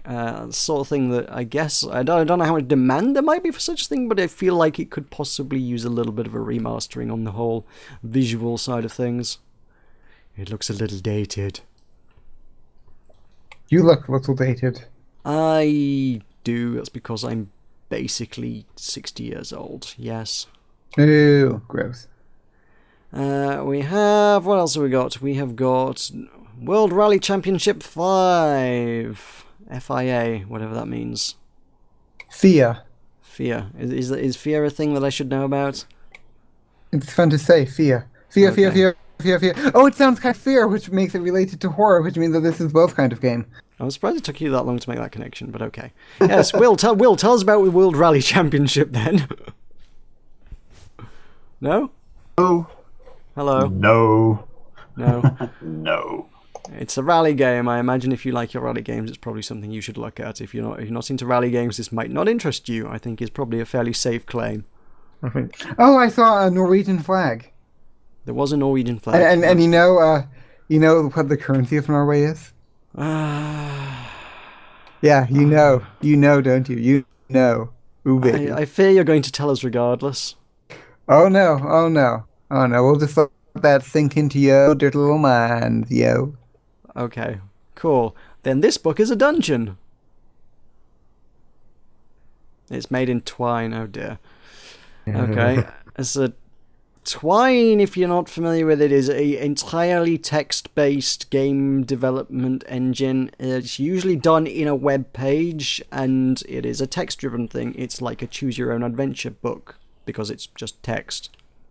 So yeah, you choose your own adventure. I have played a few interesting ones in the past. They're not necessarily bad. In fact, Depression Quest is a Twine game, for crying out loud. So, yeah, this... Don't know quite what this is. It's about auto-cannibalism, demonic seduction, occult rituals, blood-feasting worms. It's strange looking. It's more visual than I would expect from a Twine game. Most Twine games are often like literally text and nothing more, so it at least has pretty pictures of some sort of weird pictures. some sort of weird bird demon thing. Meroka, what's your favorite kind of flower? Bird demon flowers. Okay. Slipstream 5000 is out, which is a game from 1995. It was released on New Year's Eve, which is an odd time to release a game. But it was. Hey, 1995, that was the year I was born. Excellent. It's almost as old as I am. I get, I don't know what to make. It's a racing game. It has many screenshots of pit girls wearing very little. And the vehicles kind of give me a kind of an F-Zero-ish vibe, but the game itself does not. And I don't know. I never played this. I don't know what this was originally on. Again, I don't know whether this has been remastered. This is, but yeah, okay. This is exactly the same people that made Normality. So There's I guess a Statue of Liberty. yeah, I guess Gremlin Interactive are dumping their back catalogue onto Steam, I suppose. This is part of that. Where are we up to? Trap Them Sniper Edition is a puzzle shooter where you take the role of a sniper. You must avoid getting caught by the robot tech robots. Be smart about shooting down the environment to shape it to your needs and guide the crystal collector safely through the caves. Okie dokie then. That the description of that made it sound good. I'm now watching the trailer and I'm entirely unsold on the concept. It's basically, yeah, stuff kind of moves around automatically and you can just destroy bits of the environment because you're outside of the confines of the level and your job is just to shoot out bits of the level to make the level go. Which is, yeah, less compelling than I might have hoped initially. Not sold on that one. What else we got? How many more things we got? We have one last game. Actually, we're making good time here today. There's less dross this week, I suppose. There was some dross. Dross was had. We talked about biscuits for a long time. And We did fill time with biscuits. and you know what happens when I eat penguins? I want to go on a Nubs adventure. Oh, you're back onto the segues, are you? Yeah, Michael, you yeah. missed that. You would have loved that. We had an entirely segue week.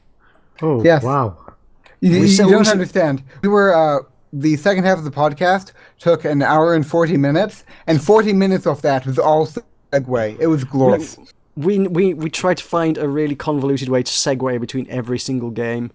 Did you immediately regret it afterwards? Yes, I entirely regretted every moment of that particular adventure. Yeah, but you know, Meroka, he did not show commitment to the joke. He made me hush after a while, and I was mad at him. I don't think I managed to make you hush.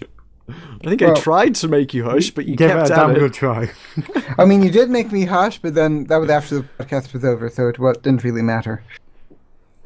This is a platforming Nubs Adventure, that is a platforming action and exploration game combined with an intriguing story, apparently, and a vast world to explore. Which I feel maybe I get a Metroidvania-ish kind of vibe from this. I like being intrigued. Cool. Well, this Will you has intrigue all the me, intrigue you Michael? want. Okay, he won't intrigue me. That is He's not sad. intriguing. I'm It not does sure. describe it as Metroidvania. This is a Metroidvania thing. Cool. Yeah. Fair enough. It has 9 tracks in the soundtrack. Great. Get on the hype train there. All aboard. Yeah. Cool. That brings us to the end, I think. Bit of a low-key week. Yeah, a little bit. But hey, at least we had biscuits. Penguins! Oh, Meroka, after tomorrow, I want you to go to the shop, and your little dainty shop, your Eastern shop, and I want you to eat a penguin just for me. I think I shall. Because if you eat a penguin, that will be just as I was eating the penguin, because hashtag Team Suicide. I will have penguins for lunch. Yay! Ooh, Minecraft Story Mode. That one did catch my eye. Yeah, that's out next week, so we'll presumably dwell on that next week. That seems like a thing we can do then. Oh, gonna be an interesting one. look at that. There's castles, and ooh, there's obsidian. Ooh, there's Is there bookcases. quartz? This looks a bit strange. No quartz. I mean, obviously, if No it doesn't quartz, have no quartz, then sale. we don't want to. Then we don't want to play it. You know. Yeah, exactly. Let's save that for next week. We're getting rather ahead of ourselves. Why don't we wind things down here? Tell the people what you do and where they can find it. Well, one thing that I neglected to mention during the Talker segment is that last Saturday, Matt and Hat and I finished doing a playthrough of the Vex map Sunburnt Islands. So if you want to watch a YouTuber playing through Sunburnt Islands, then you may do so at youtube.com/buttonmashempire. Thank you. I was tempted to interject and say that anyway, but okay, fine. Yeah, that was literally the first series I ever completed. And it's probably not worth watching, I would hazard. But it's there if you do want to watch it. Well, this series probably won't worth watching, at least on my end, because lag. But Right. go to the youtube.com/buttonmashempire. Cool. And yeah, is that all the things you do? Do you actually want to link to your actual channel, or? No. If you want to see Tolkien's commentary, then you may go to youtube.com/buttonmashempire and click on and like search Tolkien in like the search bar, and there'll be like videos that I'm a part of, and you can do that. Have fun. You are assuming I tagged you correctly in them. That might Well, work. there's the name Tolkien or something. I don't know. Team Suicide. Am I Mistaken supposed to tag suicide. you in the videos we do together, by the way? You may do whatever the heck you want. Oh, okay, I wasn't sure if that was like good etiquette to tag you. Probably? I don't know. Okay, yeah. Well, like in the tags? Yeah. I don't know.